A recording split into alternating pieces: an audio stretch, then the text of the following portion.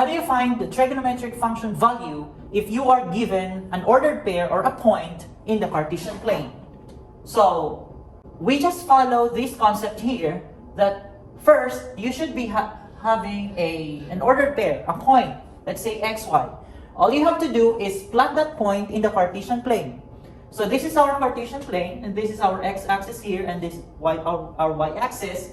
Let's say this ordered pair is somewhere here, located here. So you have their xy. All you have to do is form the triangle.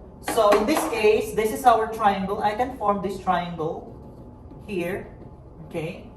Now, this is our triangle, and this side here will represent the x value, because it's the x-axis. From here up to here is the value of x.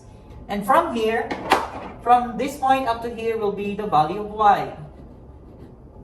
Now, since you have a right triangle, all you have to do is complete the sides of the right triangle, meaning you have to find this side here. And that's, if you notice, that's the radius, or that's the hypotenuse of the right triangle. So I'm going to assign by r. And you have to use the Pythagorean Theorem, c squared equals a squared plus b squared.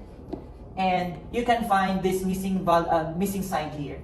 And now, when you completed the three sides of the triangle, you just need to apply the following concept.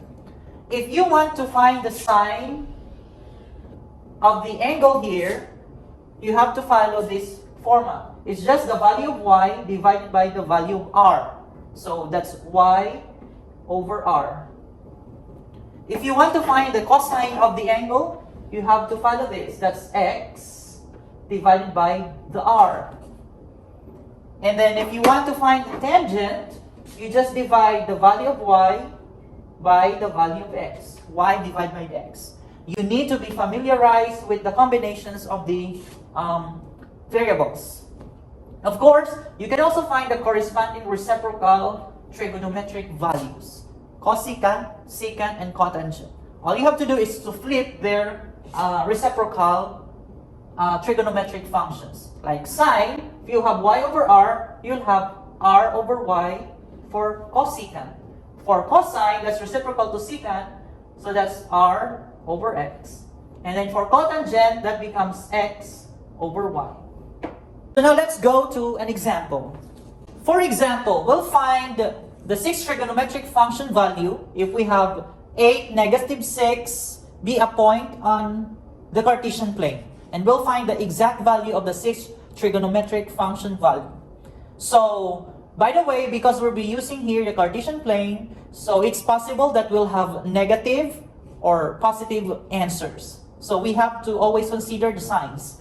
So we have 8, -6. So first, we're going to plot that point. Plot this point here. So 8, -6. So that's the x value is positive 8. Let's say it's here. And then the y value is -6. So it should be found somewhere here, -6. So this is 8, -6. So this would be my triangle here. I can use this triangle here, this green triangle, and on the x-axis, this will be 8, this part here will be 8, this part here will be -6, so I'm going to find this r here. Okay, and that's the hypotenuse. So following the Pythagorean Theorem, we have c squared equals a squared plus b squared. Our c is the r squared. Our a could be 8 squared. And our b will be the -6. Again, be conscious with the signs. We have there -6. 8 squared will give you a 64. 6 squared is 36. And 36 plus 64 is 100. And that's r squared. So therefore, r will be the square root of 100, which is just 10. So that hypotenuse is just 10. Now, we have completed the sides of the triangle, so we can find the trigonometric function values. If you still remember the sine, our angle here is theta, so we will use theta is just y over r. And the value of y there, it's in the vertical part of the triangle. Remember, it's the y-axis, the vertical part, so that's -6 divided by the r value is 10. And you have to simplify this. That's -3 over 5. So that's the value of the sine. So next will be the cosine. And if you still remember, cosine is just x over r. So x value there is a positive 8 and r is 10. Simplify, and this is just 4 over 5. And then next will be the tangent.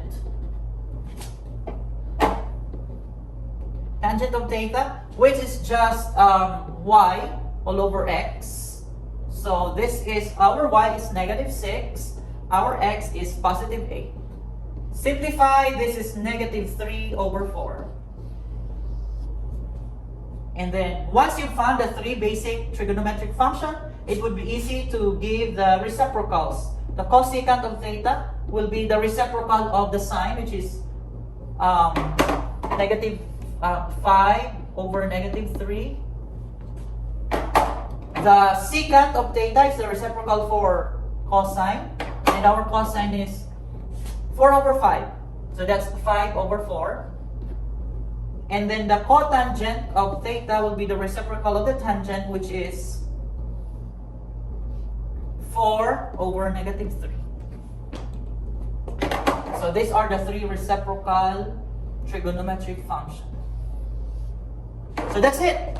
All you have to do again is to plot the point A6 in the Cartesian plane, make the triangle, complete the sides using the Pythagorean Theorem, and then just make sure you always remember these ratios here and that corresponds to each trigonometric function.